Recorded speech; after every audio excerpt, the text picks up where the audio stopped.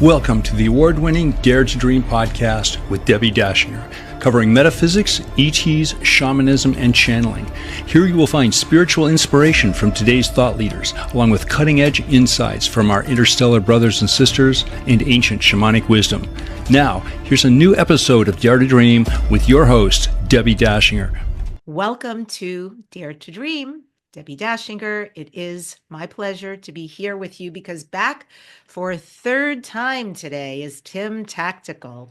He has the insider knowledge on disclosure topics and the mysteries of the universe, and Tim's insights are informed by his interactions with 10 different extraterrestrial species, including more than 100 meetings with the Greys. And for your edification, if you enjoyed the show, you can go back and do a search and listen to Tim's first 2 times on the podcast. Highly recommended. Amazing conversations. Before we bring Tim on the show, Dare to Dream won 3 Talk Radio Positive Change Awards, the COVR Award for Best Podcast. Welp Magazine named Dare to Dream one of the top 20 best podcasts to listen to this year, and its high ranking on Apple Podcasts. The show is sponsored by Dr. Dane here and Access Consciousness. They do energy work out into the world. So if you'd like to become a facilitator or if you would like to take one of their classes, go to drdanehere.com. And if you'd like to know what your galactic ancestry is, you can find out your cosmic potential and more with this free starseed gift, exploring various types of star seeds in a captivating video and uncovering your galactic origins.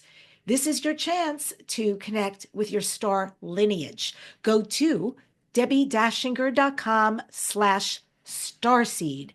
Get your free gift at debbidachinger.com/starseed. So my guest today is Tim, who's a tactical advisor and has experience working in the covert European governance sector, as well as working with extraterrestrial contact and advanced technologies.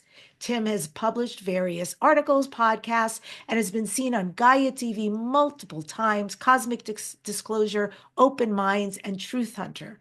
He covers extraterrestrial life, advanced technologies, and cosmic phenomena. Tim's insights are informed by his extensive network and interactions with the various extraterrestrial species, including the Greys, and he has experience with undisclosed projects and cosmic disclosure. To learn more, you can find Tim at allshifthappily.now.com. And with that, I welcome Tim to the Dare to Dream show. It is so great you're back finally. Debbi, thank you so much. That was great. I love to be back. The first 2 podcasts, highly recommended. I really love them, and open for another one. The last time you were here, Tim, some point, because we talked about some incredible things, and at some point you were talking to me about ant beings coming out of subterrestrial, living under the earth. And you described a story about an experience, and I can't remember if it was you or somebody else, but actually encountering one of them out in the wild. And, you know, I do what I always do when I hear these stories. It's kind of like when I first heard of Sasquatch. It's like, really, right? The big eye roll.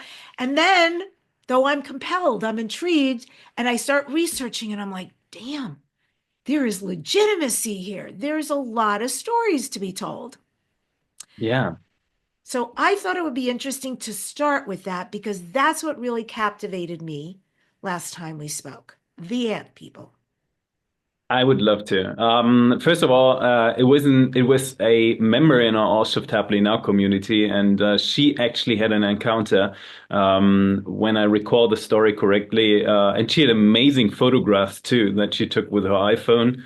well, actually her sister's iPhone, to be very precise.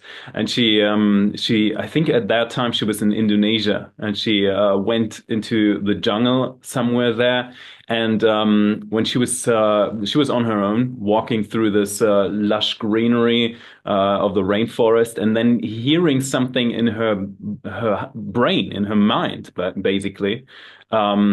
And she was not into any type of spiritual background, any type of UFO, not at all. She was actually a doctor, a practitioner in Indonesia, and she heard this sentence. Not 100% sure if it was like "don't approach further" or something, but it was definitely the sentence, "the ant people, the ground people are here. The ground people are here. If you're going further, the ground people are here." Something like that she was hearing over and over in her mind. And she, not having any type of experience with this type of mental connection, not even taking that fully seriously, she just kept going until she was somewhere in the jungle, and then seeing a 7 feet tall insect ant being standing there, working on something, doing something. And she immediately turned around, ran away, Googled that night very extensively, comparable to you looking into the internet. What is that about? What did she just see? And she found me. She found me, Tim Tactics on Gaia, and she was then reaching out to me and saying like, "Oh my goodness, I had that experience," and she was completely puzzled because she had no idea about UFOs. I think she watched some of my shows on Gaia for the whole night, and reached out to me in the morning, like I don't know, 4 a.m. or so in her time. And telling me about it, even sharing some photographs that she took with the iPhone of her sister, which she did never share because she was kind of afraid to do so. But they were crystal clear photographs, like crystal clear. One of the best stuff that I've seen outside of the programs. And I had to tell her, like, hey, yeah, that this planet Earth, is not originally a human planet. Humans came into this planet later. It is originally an ant planet, way before it became a dinosaur planet, and way before it became even a human planet. So yes, it's true. There are very intelligent, very big, very tall ant beings, friendly ant beings living on this planet, and certain tribes around this planet have a long history with them. Yes, fascinating. Exactly. So one of the things I read about that I found, I don't know, I just really did a deep dive. And it's about the Hopi Native Americans, and that the Hopi Indians have these legends. And they say that the ant people, we'll call them that, maybe they have a better name amongst themselves, but the ant people actually save them during global cataclysms because they were guiding them to these underground shelters, which I believe were the ant people's homes. So, how does that align with classified information about subterranean structures or technologies with the ant That's a people wide field. first? Yeah, okay. Let's start with the ant people. So the planet itself has huge caverns. It's almost like a Swiss cheese with lots of holes in it. And when people do their research, quite recently, a lot of the science, the normstream science, has even released some of the stuff telling about gigantic underground structures, larger than they could fit the whole ocean. And every ocean on the surface level could easily fit in. That's how big these caverns are down there. So there are these structures, and the planet itself used to be, and always was, and still is, an ant planet. the biomass of ants on this planet is gigantic. Compared to humans, it's gigantic. Humans and ants, for every single human on this planet, there are 127 million ants individuals. So it's a gigantic number of beings. And apparently most ants that, humans see nowadays are, the fairly small insects that live on the surface of Earth, which is like a natural development over millions and millions and millions of years.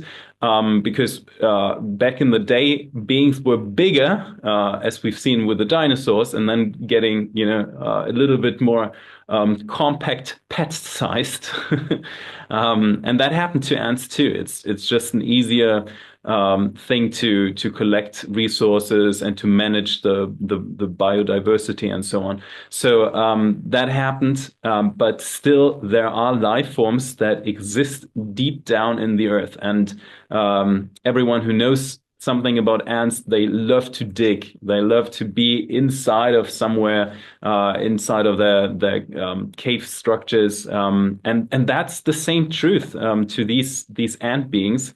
Several cultures around the planet, the Hopi are, they have up to today. There's people that belong to the Hopi tribe. And they keep these legends and these stories very alive. So that's what we know. But we do know that there are tribes in Africa, there are tribes in Asia talking about these gigantic ants, living with them. There are even paintings, ancient paintings inside of caves that show cave people together with towering ants that exceed 7 feet. And the story is quite true. The background to that is that the planet itself goes through a cyclical development. It goes through a cycle every 12,500 to 15,000 years. The planet kind of shifts. That's something that the all shift happily now idea is based upon, because we are in that time again. We are right now in that time, the 12,500, 15,000 years since the last ice age. They're done. It's the time is done basically, and we are in that phase again.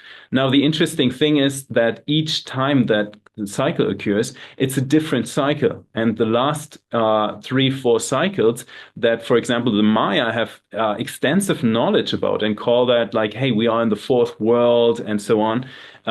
They have these stories, they have these documentations about these cycles, and the last 3 cycles were kind of dramatic, which doesn't mean that they have to be that dramatic. And it doesn't even mean that they were dramatic for the beings at that time, because what we, for example, learned last time, a magnetic pole shift happened, which would, bring the whole surface area of the water of the oceans into turbulence, creating this biblical flood that we find basically in each and every ancient story around the world, no matter if it's like in Greece, no matter if it's in the Bible, in Japan.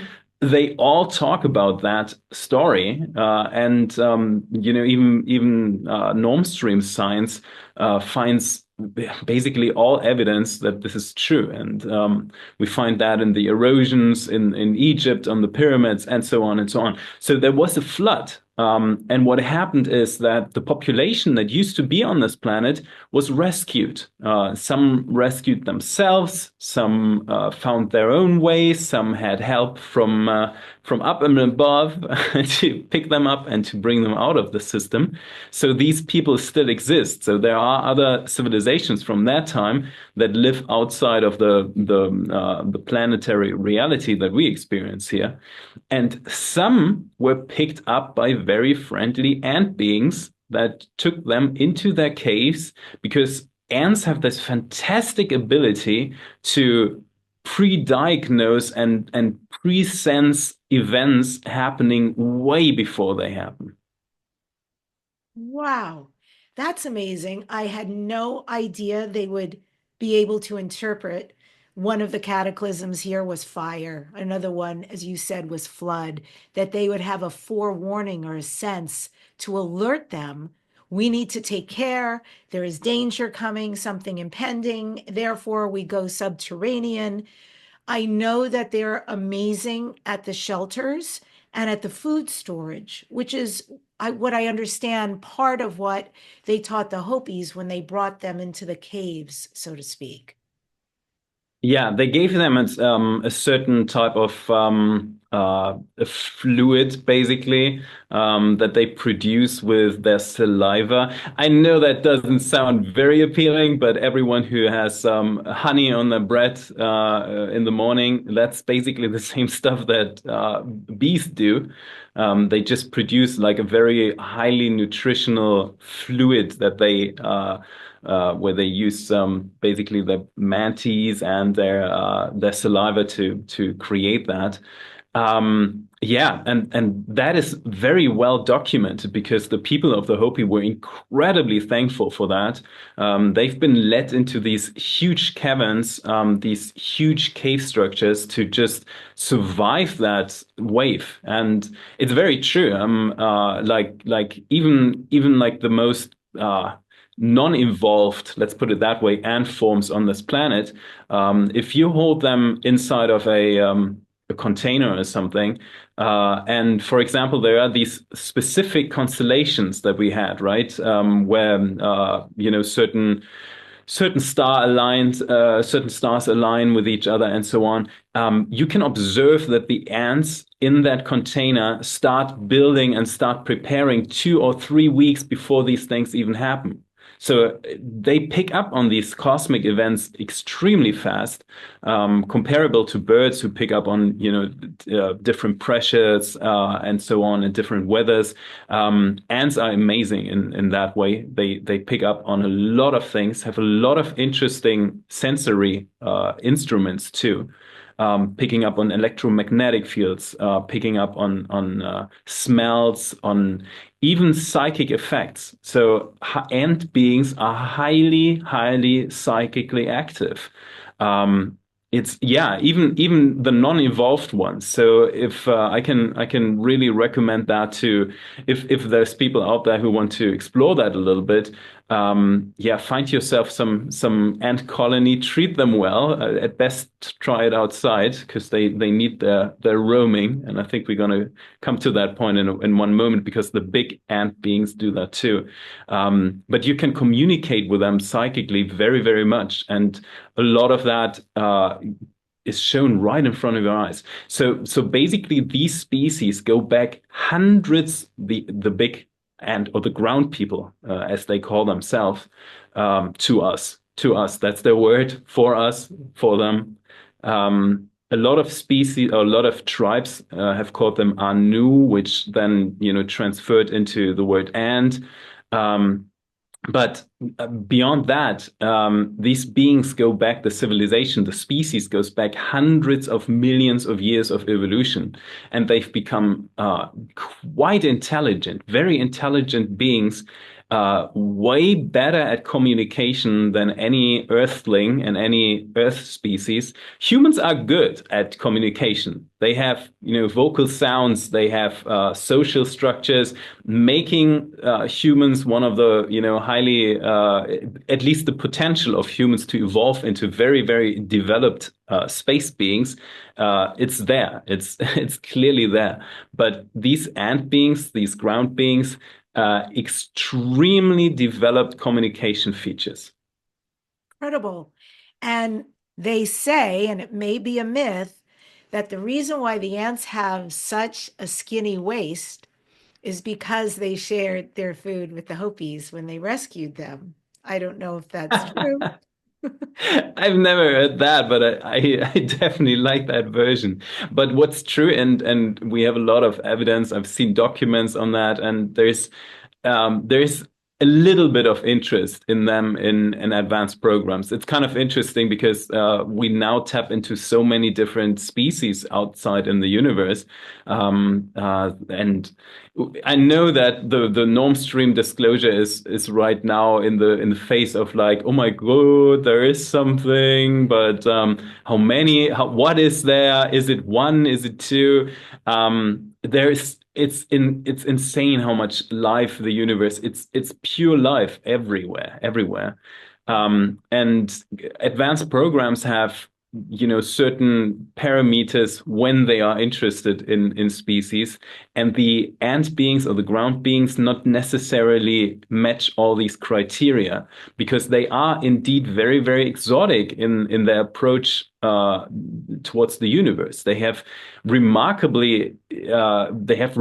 features, skills, insane skills. For example, the ground beings have developed their own way of opening structures in the quantum modulation of the universe. So what the same behavior that ants, our known ants show, surface ants show, that they just dig into something.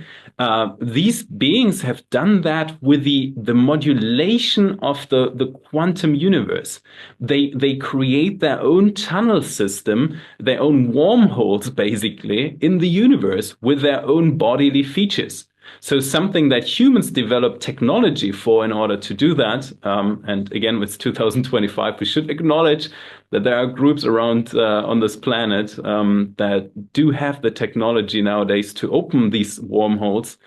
Even the ancient civilizations have built their places at certain spots where naturally certain energies would occur. But these ground beings can do that with themselves. They have become the tool, which is an amazing feature that makes them super, super advanced. And does that mean then that they use these to transport themselves like a portal to other locations, other galaxies? And I wonder what they do there and what they might bring back or bring to these places. Exactly. Mostly nothing that humans would do. They just have this inherent urge to explore in certain ways, and it's very interesting because even their relationship to death is very different compared to what humans do, because they have a certain portion of their own members who are only designed to basically go out into the world and die. That's something that is inside of their own system, which is kind of unthinkable for a human society. There are tendencies, humans would put some people into whatever experiment and see what the outcome is. But just having a certain portion inside of the civilization, that would be like the US saying like, okay, we have 150 million people here. 15 million of them are basically designed only to die away, and we take that in. So it's a very different type of approach, and they don't, you can't even prevent that from happening because it's so normal inside of them. It's almost like a suicidal behavior in advanced programs. They take that as they take that as the term for that behavior. However, it's not. It's not that ant beings are like suicidal. They just have this extreme interest in exploring, and they're constantly working. They just can't stop digging these tunnels, and that's what they do. And a lot of the stuff they do is just for human societies and governments, not quite as interesting, because they don't go with technology, they don't hoard resources, they just like to explore the universe. Wow, amazing. And you mentioned Anu earlier, and so it's all very striking because there's these language similarities. You've got the Hopis who say Anu, meaning ant, and Naki, meaning friend, ant friend, Annunaki. That's crazy and amazing. And I'm not fully sure what the synergy is there. Then there's this Sumerian Anunnaki, also very similar. And there are these parallels between the ant people, the constellation Orion, and this ancient Egyptian iconography. And so there's all these celestial and cultural cross connections about ant people, but also about potential extraterrestrial involvement in human history. And it's amazing these locations are completely not relevant to us today and how they're connected. And yet the similarities, I mean, Striking. Yeah. yeah. Yeah, that's very true, and basically each and every tribe on this earth had some type of knowledge about the ant people. Again, the Hopi still preserve that knowledge up to today. We do know that there are entry points to their systems all over the planet. So basically, there should be entry points wherever you are on planet Earth, wherever your location as the listener and the viewer of this podcast, wherever you are, there is very likely some type of structure that would open up and go into their cave structures. Yet there's just not a lot of people that have these sightings. I was quite surprised that this one woman was like having that experience because it is kind of rare. Not that they're like, aggressive or bad or anything. It's they even seem to have warned her when she came into that jungle. But it is just a very rare incident that they appear on the surface, doing something. Mostly probably having to do something with like collecting some sources or doing something, around their structures. They just do not appear a lot here. But they know of us, they know of humans. They are very aware, way more aware of what's going on the planet than humans are, because they do have sensory these extreme sensory capacities where they just scan whatever is happening on so many miles from the surface deep into the planet itself. They have these king and queen systems, which is kind of interesting because most surface ants only have a queen, which I personally think is the wrong term because these ant queens go through a lot of stress. It's nothing like being the Queen of England or something where you have a servant bringing you tea in a little porcelain vase or something. That's not happening. They go undergo a lot of stuff. They do a lot of work for their colonies. And they are one of the main distributors of consciousness in their system, which is an interesting thing to think about. It's even more exotic for humans to grasp that because humans have that impression that they themselves are alone, the only ones who are responsible for their consciousness. Whereas in that ant system, there is one parental entity that has a certain type of influence on the individual level of the consciousness of each and every member of their state. So they kind of like reflect that back. It's very comparable to what computers do with a cloud, right? When you have like certain computers all aligned to one network, each computer is basically individual in itself. But they all send back their information to one gigantic hub, to one cloud, and that's basically the organic form of that is what these ant beings are doing. It's really fast. I personally think it's so fascinating. There's so much we're not aware of. And I love learning about this. I find this so fascinating, so mind blowing.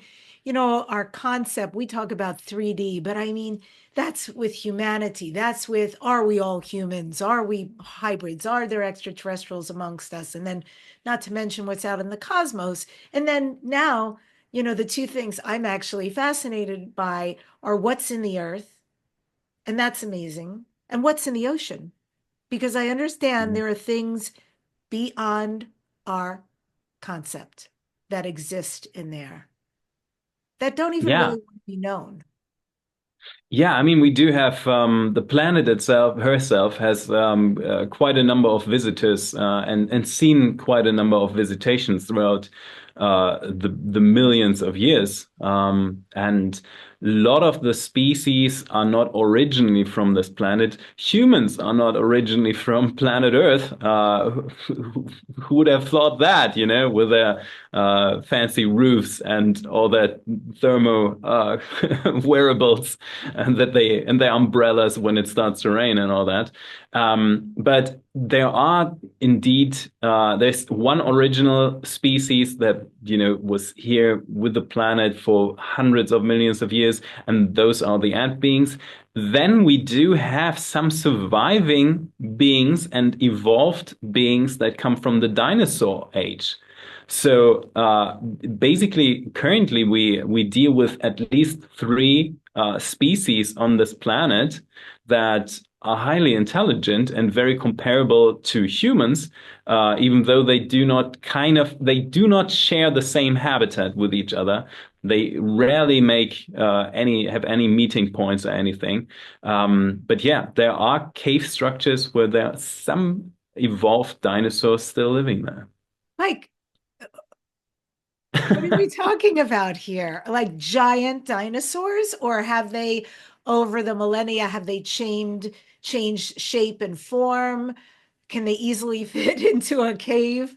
Or what is that like? And do you know what they are specifically? Yeah, well, and not so giant. They're a bit taller than you, I would say, but not as tall as the original gigantic creatures that roamed that planet millions of years ago. The idea here is that we're talking about another one of these shifts that basically extincted the dinosaurs, and we do know some of these beings have survived in a certain way, right? Like roaches, for example, just because they are very adaptive in certain ways. And these gigantic life forms just were not mobile enough to actually make it through that shift, through that, incident that happened back then. However, there are indeed some dinosaurs, and used to be some dinosaurs that were medium-sized and very agile, and also kind of intelligent too. Not all of them, were the uneducated beings as we've seen them in movies.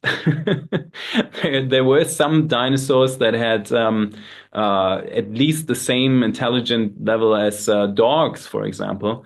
And the story goes that some of these beings just looked for shelter when that cataclysmic event happened, that then brought the planet into another ice age. You see, there are lots of cycles. The planet gets refurbished all the time.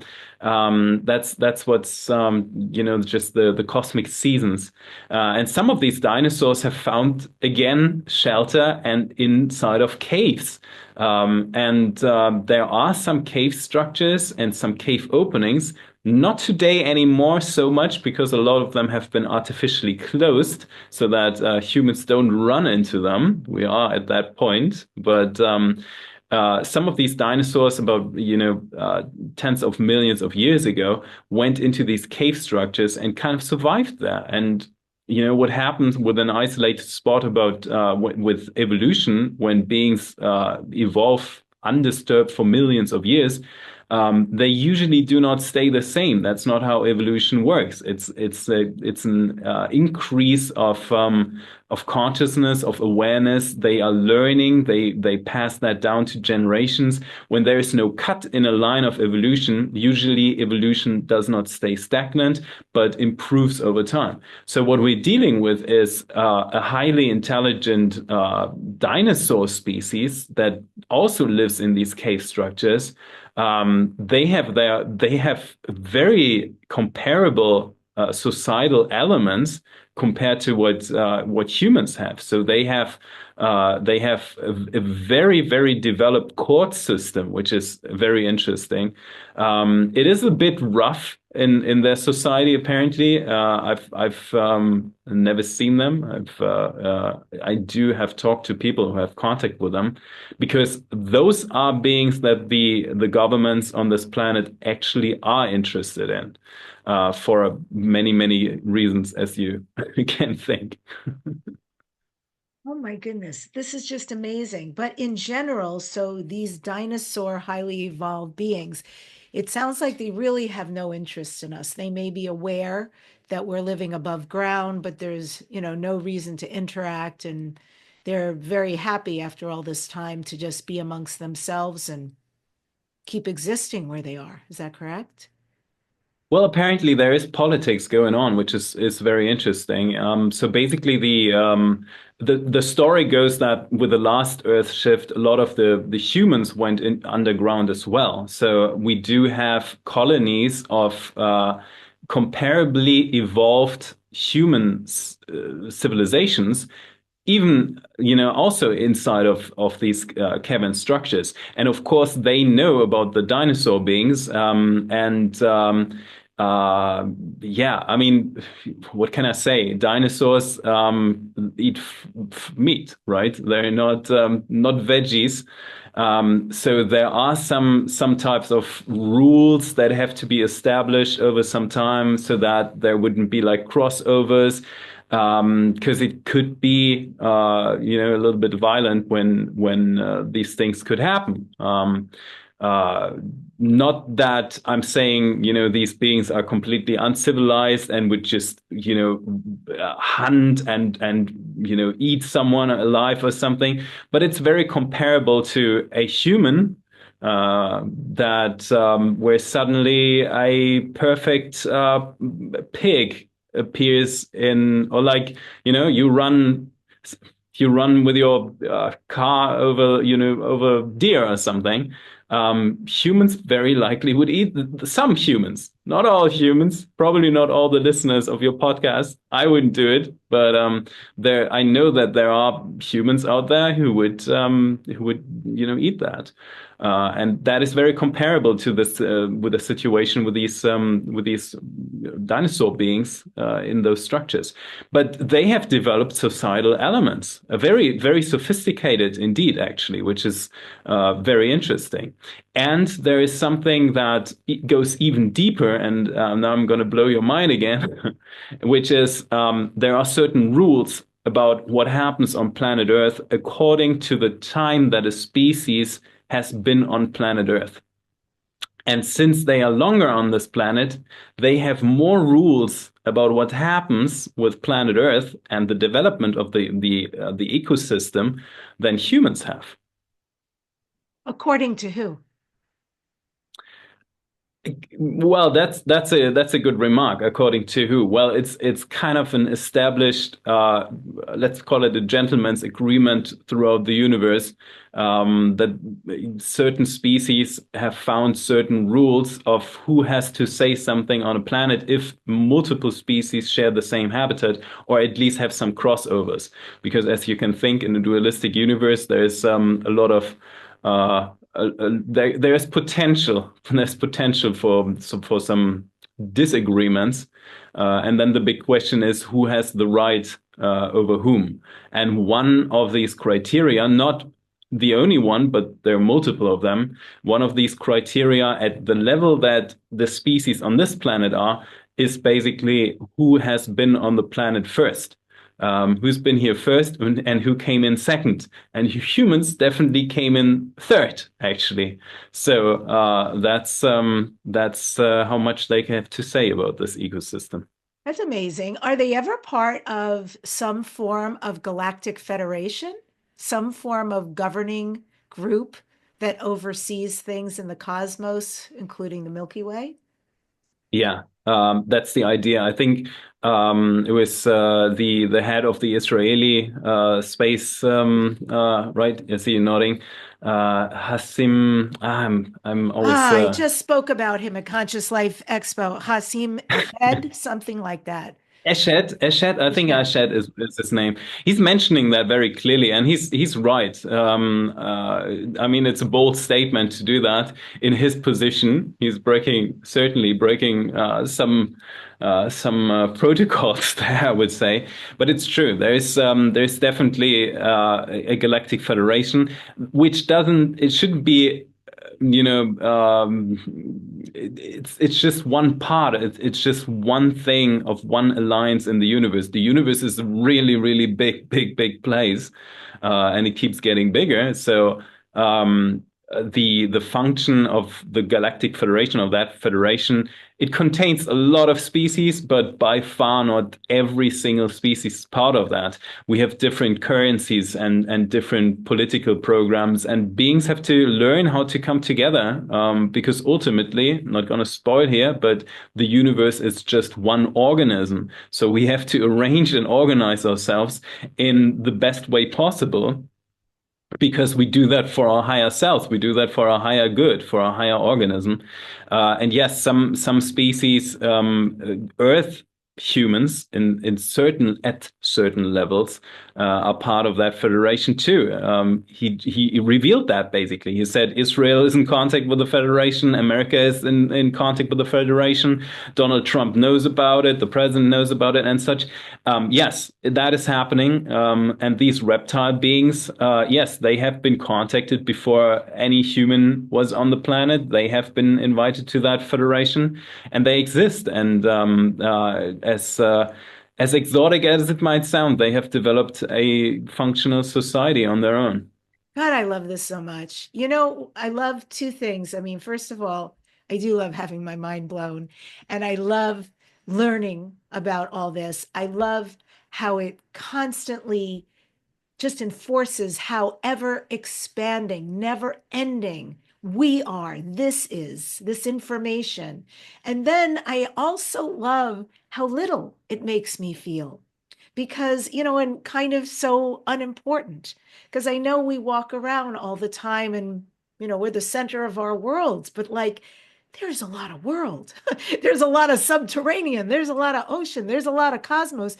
There's so much happening. And also, to your point, Paul Hellyer from the Canadian Prime Ministry, he was a defense minister in the 1960s. He came forward and said, there is indeed a galactic federation and we are involved. And I can tell you all about it. In fact, he wrote a book.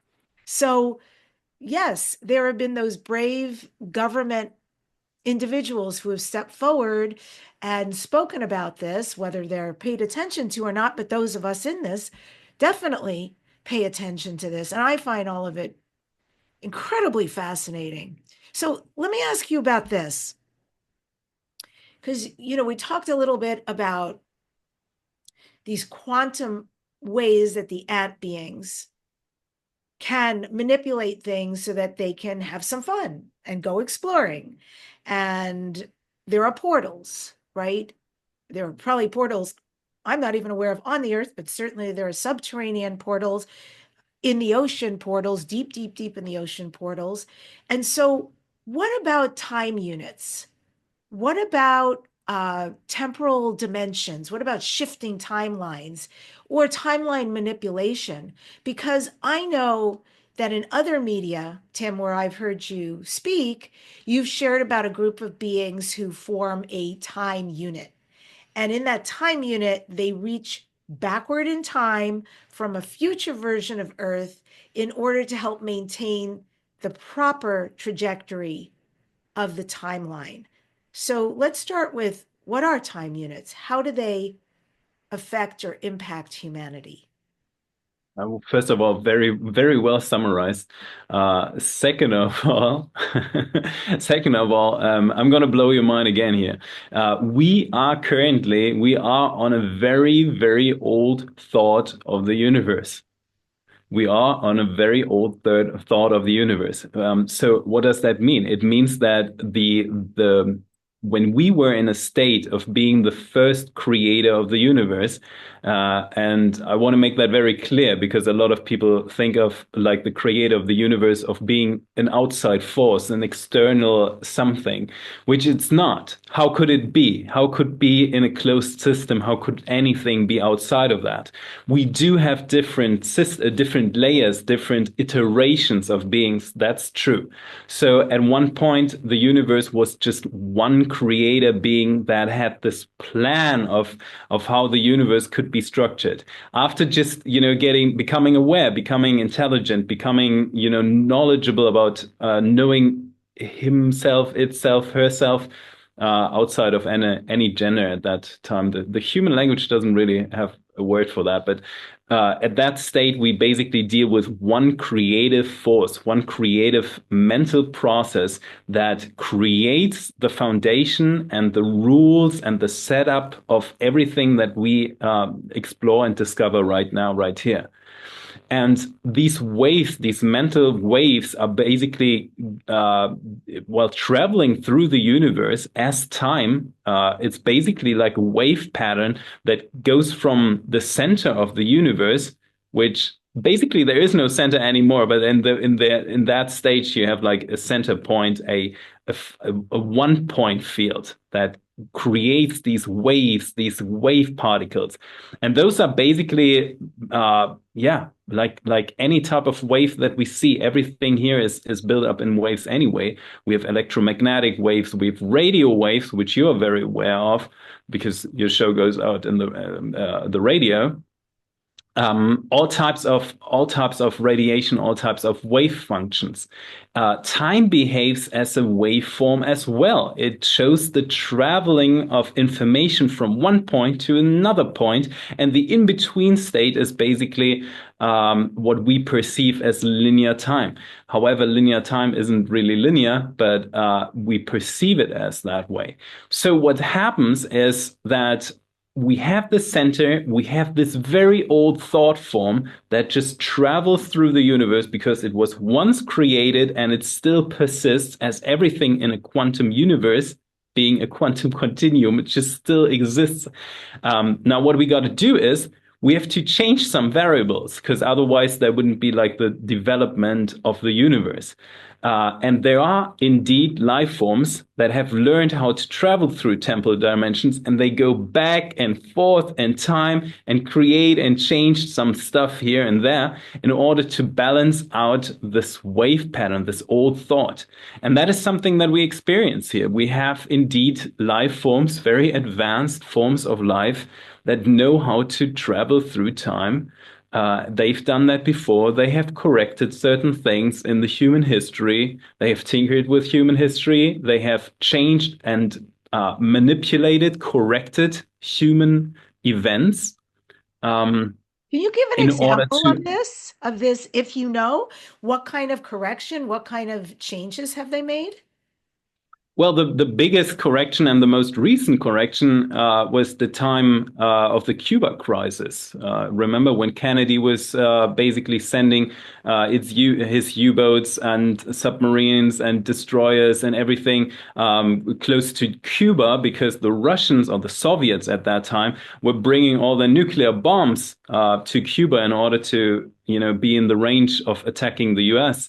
And it's a fascinating story that many of you might have seen in the X-Men movie, where they deal with that scene. In that scene, this psychic professor is actually using his psionics in order to stop a certain person from pressing the button. The reality is, and history will tell you that the Russians had the order, the command to actually launch these nuclear bombs. But there was one person who just said, no, we're not going to do that. He ignored that command, which is unheard of. Why no soldier would ever do that if there's like a high order or like a command to do that. So it's a very weird story, and the way it turned out, in just like basically the US and the Soviets being face to face in that conflict, having the order to attack each other with nuclear bombs, and then just they turn around and they just go their way. That's very rare and very unusual. But ultimately, that was one of the moments where we've been told in these advanced programs that some watching forces have changed something in our timeline, and that there was indeed a timeline when that conflict happened. But it was irradiated, it was overwritten, and now we deal with a much better version because everyone's still alive. Wow, goosebumps. That's so cool. Oh my goodness. All right. So the beings who are involved in this, are these time traveling grays only, or are there other extraterrestrial species also doing this? There's quite a number of species that know how to utilize temporal dynamics. Humans selected very few humans have been given the technology nowadays too, which I refer to as time units.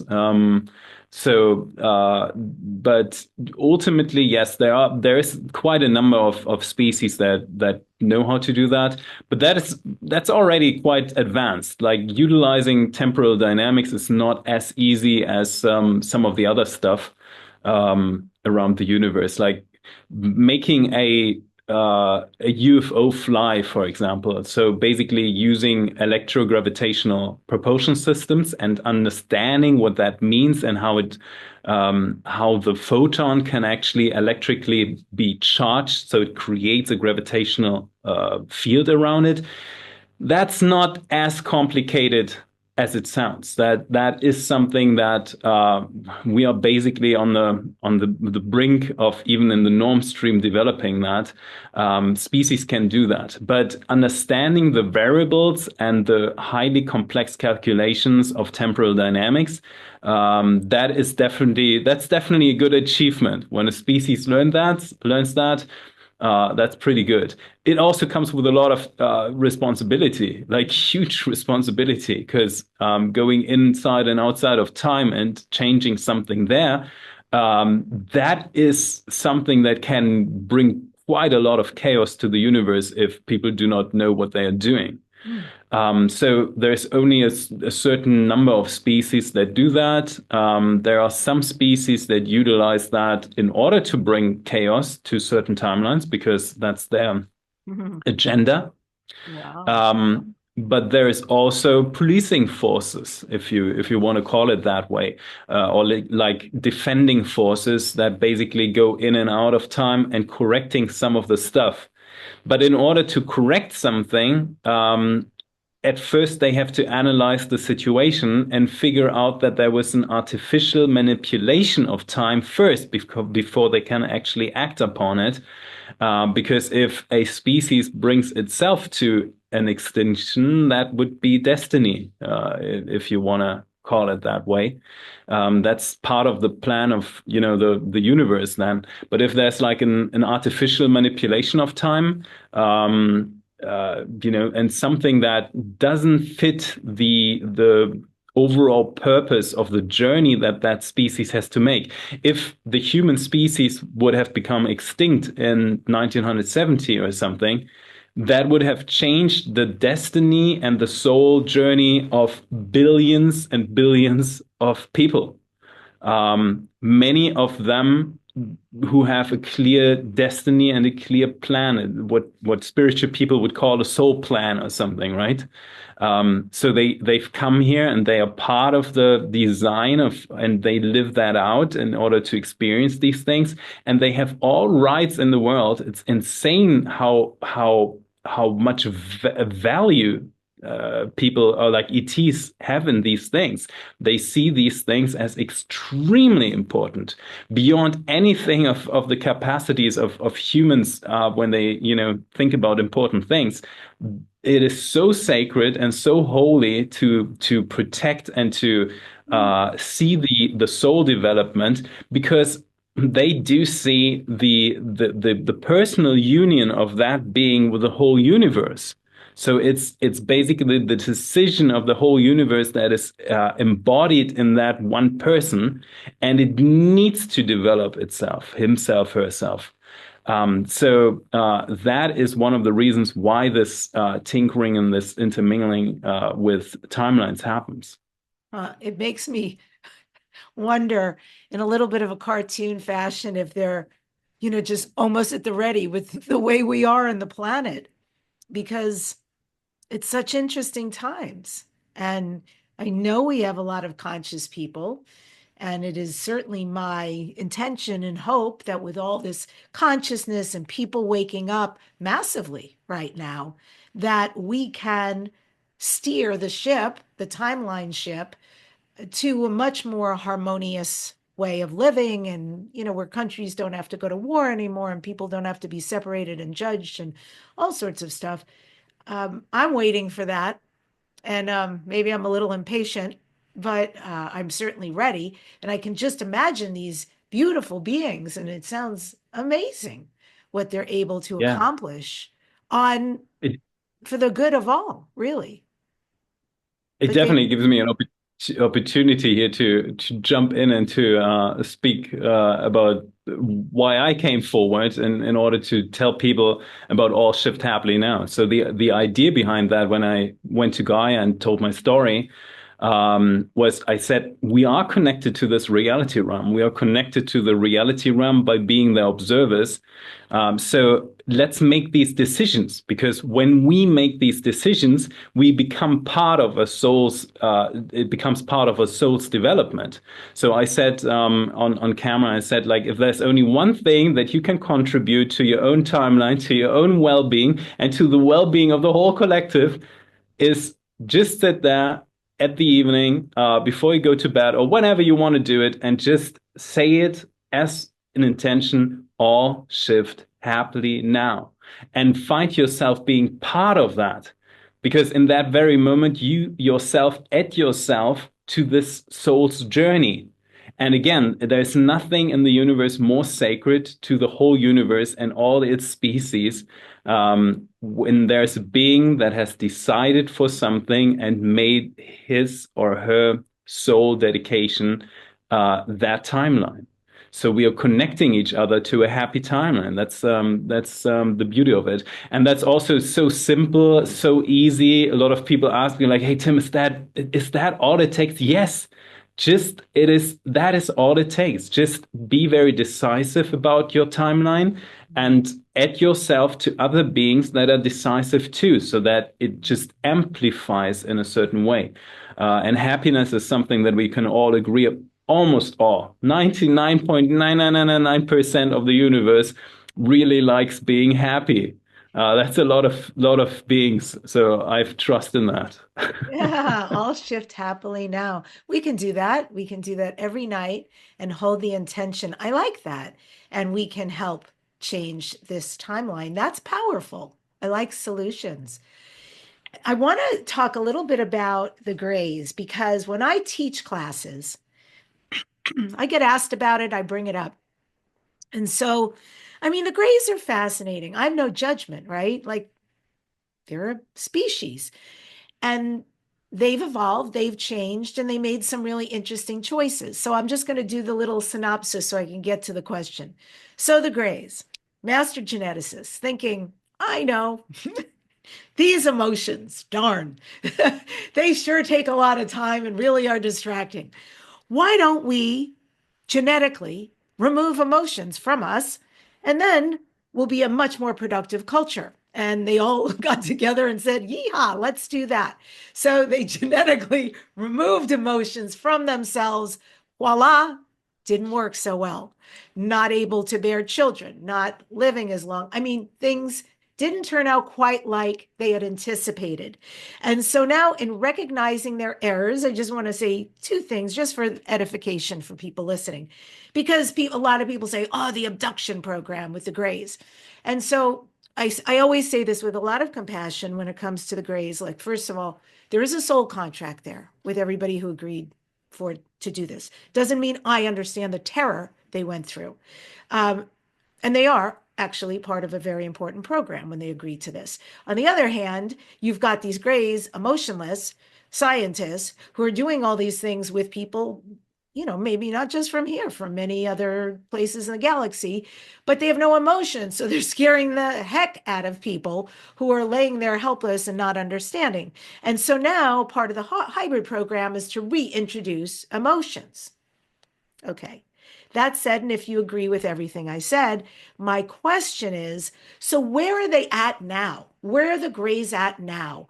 Are they going to have longevity? Will their species continue? Or will they become a different subspecies by virtue of the hybridization program that they're doing? That's a large question, and I love it. First of all, it's really important and great that you actually said, what are they at now?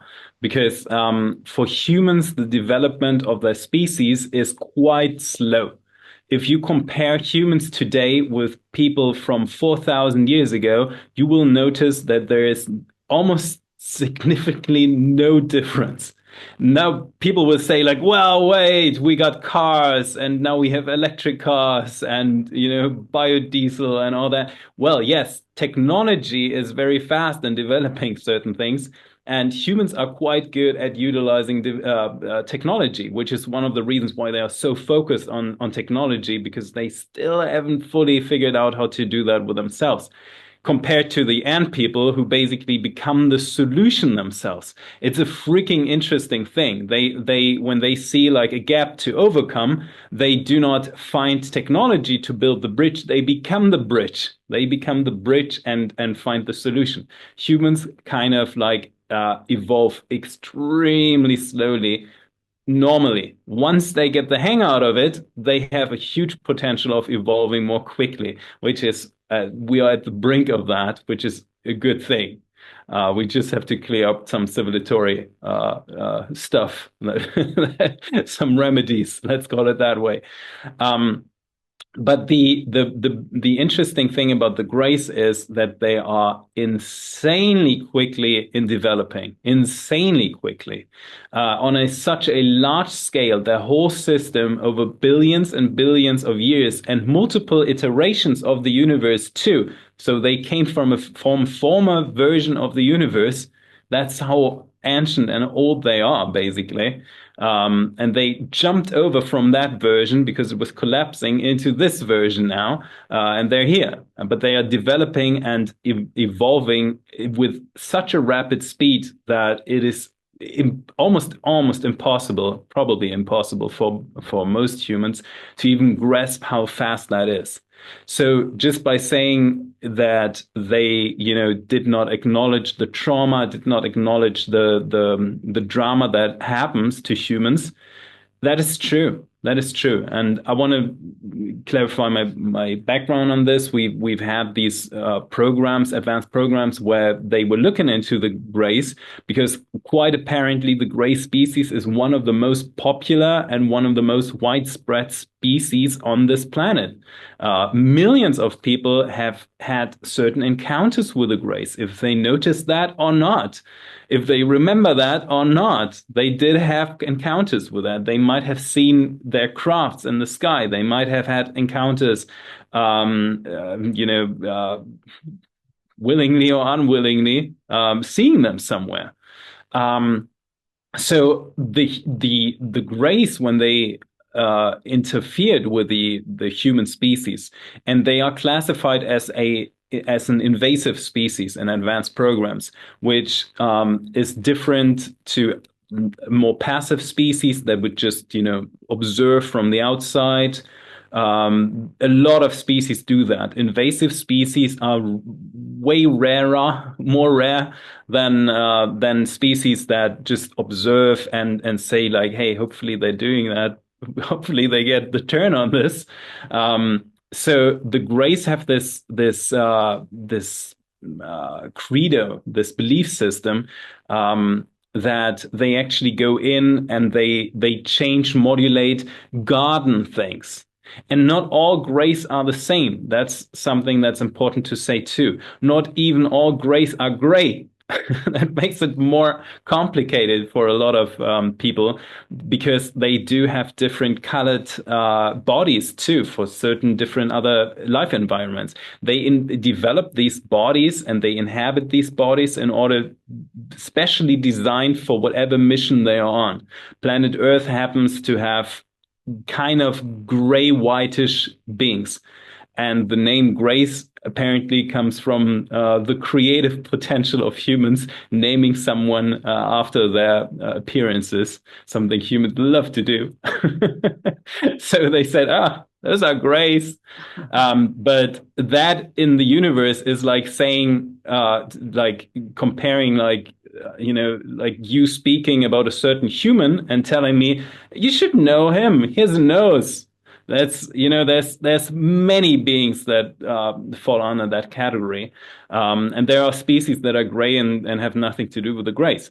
However, the gray beings, very, very quick learner, extreme quick learners, and extremely fast in developing. So the idea of going in there and intermingling and communicating with beings came from their observations. That's at least what they told us. So they were looking at the species and thought, like, how can we communicate and how can we do something with them?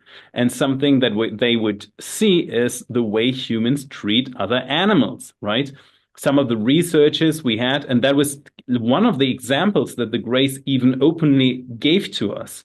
For whatever reason, that is their statement that officially came through and they gave to us, was, we observed your scientists doing that to dolphins, chipping them and letting them go again, putting them under narcotics, put a chip in and letting them go. That is quite familiar for everyone who has ever had a gray encounter. That is something that happens. Now, the thing about the grays is, and that is something human groups learned in the 1990s quite early on already, is every single being in the universe emits a certain frequential field. Everything. Even a stone has a certain frequential field, even though it's not remarkably strong. But every single being, with humans, even untrained humans, it reaches over 7 meters, which should be, I don't know, 21 feet, 25 feet or something like that. So it's quite a large frequential realm. Grays have that too, but grays have a frequency that is way stronger and way more exotic. Because of their, complexity, let's put it that way. And the human body picks up on these fields. That's the reason why when you're talking with someone nice, it feels nice. It's like being at a fireplace, being cozy, feeling good. That's a certain type of frequency that just feels nice. Being with the grays and their complexity, the human body picks up on that too. That explains why a lot of people have these extreme nervous system breakdowns when they actually are in contact with the grays, which is one of the reasons why people always ask me that, Tim, why don't we have them on the White House lawn? Why don't they just appear here? Well, it's a lot to take in. Even if we take out the real existing space bacteria and all that kind of stuff, which apparently ETs are more concerned about than humans would be when they say, like, hey, let's just call them in. They just come here. Grays don't usually do not have that because they do have sterile bodies. So they prevent that from happening, which is a good thing. That's the reason why we can have direct contact with the grays. And one of the reasons why they appear is not only for their own species, but they also do that for other species. So when you are in contact with a gray, sometimes that is a completely different species that is actually commissioning the grays to look out for you, to help you, to do something for you. And the grays are just doing the job because they can. So there's a lot of confusion about the grays that becomes apparent when we dive into that very, very complex structure of theirs. And something we gotta really understand is in the very moment when we analyze that and reflect it back to them, like, hey, it's not good for humans to have these types of experiences. Humans do not remember themselves as much. They react differently. They have a nervous system. You could say that's the reason why it's a nervous system, right? It's nervous.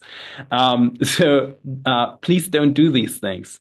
And we do see a significantly less appearances in the contact scenarios after that. Here and there, we gotta say there are still things where the gray species oversteps certain things, but I'm definitely not here to judge that. I'm just here to report on that. So or to tell about the whole thing. So gray species. Not always the same cohesive species, very, very widespread, extremely fast developing, and now at a point where they much more understand and much more grasp the complexity and the emotions of human beings. Wow, incredible. So regarding genetic seeding, I would think there's an enormous amount of that goes on, because how you described the ground people or the ant people having this enjoyment of leaving here temporarily and exploring and all of that, I just understand, but also have a sense that that would be very joyful for many different species to see what they could create. Are there other races who are also master geneticists?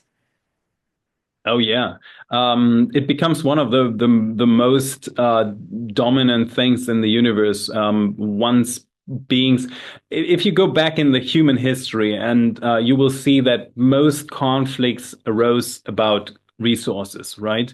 Energy resources, food resources, women, and so on and so Atmosphere, on. right? For the Anunnaki. Right, yeah. So there's like always a type of like lack in the universe in that caused some type of conflict in the human history. Now it's 2025 and we realize that we are inside of a quantum universe that is infinite. At least on the ground basis of the universe, there's everything all at once. We talk about the Max Planck field, something that people have discovered in the 1910s, 1920s. They didn't know how to operate with that. They looked at that and said, like, wow, these equations only make sense if we assume that at the very base of the universe, there's infinite everything.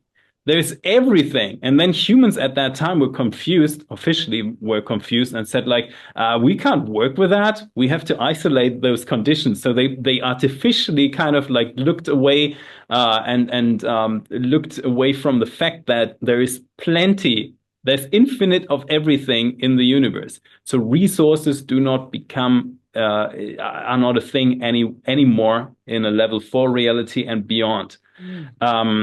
There is still conflicts. Why are there still conflicts? Because this version of the universe that we are currently in, this reality realm we are currently in, is a dualistic universe. Beings still perceive themselves as disconnected, seemingly disconnected from another being, which might have a different opinion than you, which might have a different agenda, different idea about what to do. That is even if there are beings that are aware of that and know that we are just one organism, there is still organization to be done. And from that organization, a lot of beings really tap into the creative joy that the universe is just sparkling with. It's just the most beautiful thing in the universe. We perceive ourselves in the most creative way, and the universe, even at the highest levels, we just get in awe by what we can actually do with infinitive potential. That's what advanced programs would actually call the universe. They wouldn't speak about God. They wouldn't speak about, the universe or something. They would say it's infinitive potential, intelligent potential. So it is eternal, it's everything, it's smart, it's learning and improving all the time, very quickly too, and it's it's potential, and potential means it can be everything. So that is the groundbreaking definition of the universe in advanced programs. And in that phase, when we get away from like the artificial scarcity of resources, lacking resources or anything like that, when we go into like, yeah, there's everything all at once in here, new questions arise and new ideas and new creative potential. So yeah, there are like lots and lots and lots of beings that just delve into like the joy of creating. And genetics that's just one of the many things where people get a lot of joy from, because ultimately their bodies and the way they design species and so on, it's almost like a sim game. It's almost like a simulator or something, where you just design beings, and then you can even project your own consciousness. There's technology and there are techniques. Techniques is something that you can internally develop. Technology is something that is externally developed. Humans love technology, but I'm going to tell you, techniques are very, very important. Learn them, because you can project your consciousness out of your body into a new body. If you designed that body at first, that's a whole new experience, and so on and so on, which increases the learning factor and the fun factor and so much more. So to your question, are there beings outside that do DNA genetic manipulation or modulation? Yes, a lot of them. Mm. And so here I was about to end this, but then everything you shared, I must ask this final question. Sounds like a fourth podcast, Debbi. Yes. Yeah. Should I hold it? Gonna Should I become give a everyone series. a cliffhanger? Because it's unending. Thank you for delivering so much. I mean, without a doubt, I'll write it down and I'll keep it. Yeah, why not? Because you said something I've never heard before in the beginning, and just to let people know what that cliffhanger is. So if humans are not originally from here, where are they from? Where they're from. Right? So genetically, Great moment to end the podcast, I would say. I would say so.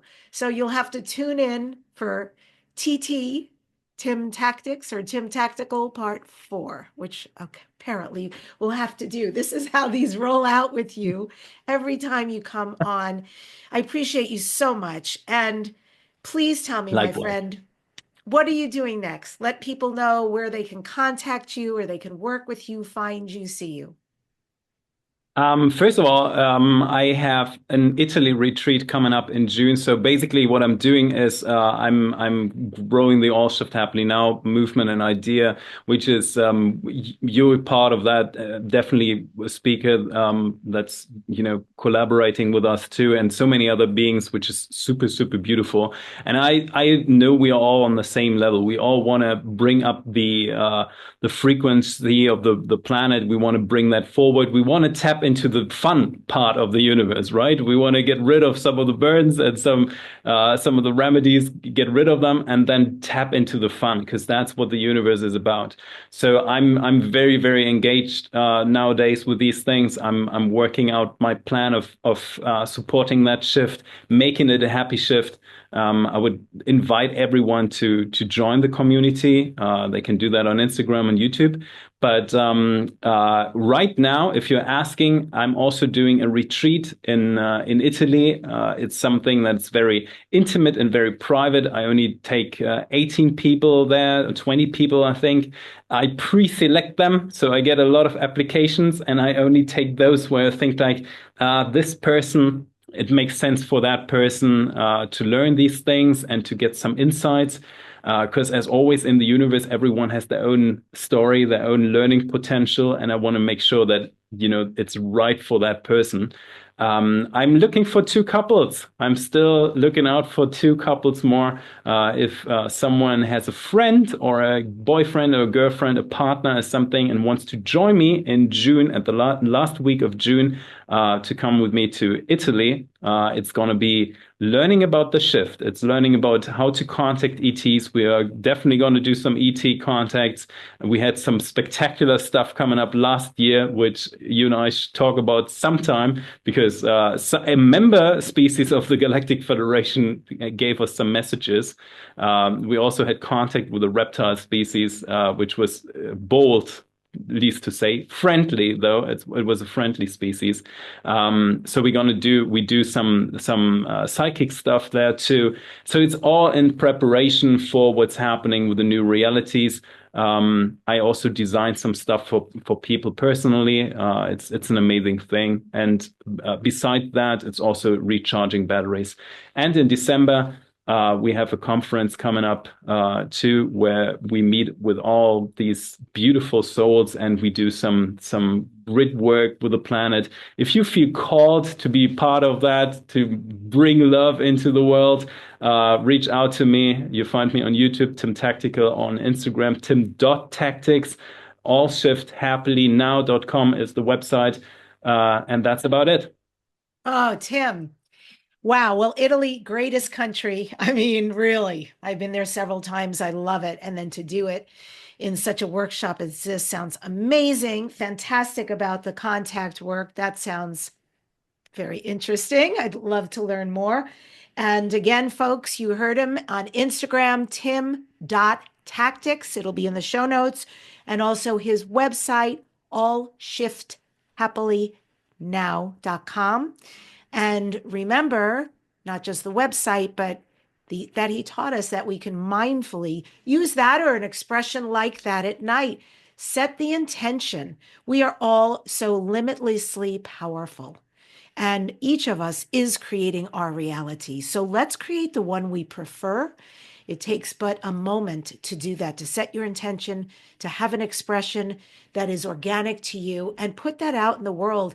And then the beautiful thing is wake up the next day and find proof of it, because it's always out there. There's always magic. There's always miracles. Tim, I love you. I adore you, my friend. Amazing. Really amazing. Thank you for having me, Debbi. It was a fun podcast. Always.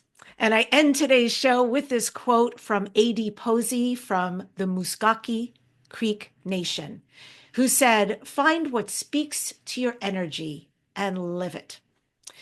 Subscribe to this #1 transformation conversation, the Dare to Dream podcast. Please leave a comment, like it. I read all of your comments. And I have 2 amazing shows coming up. The first one I want to tell you next week. This is so big.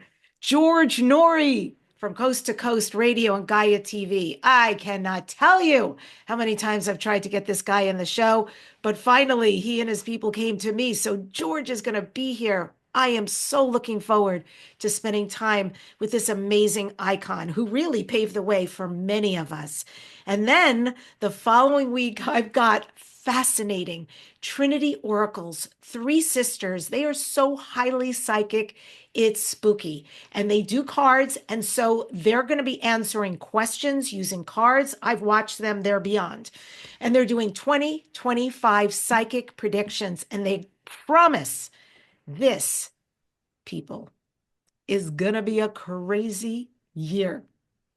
So join me on all these future shows. Dare to Dream. Thanks for joining us.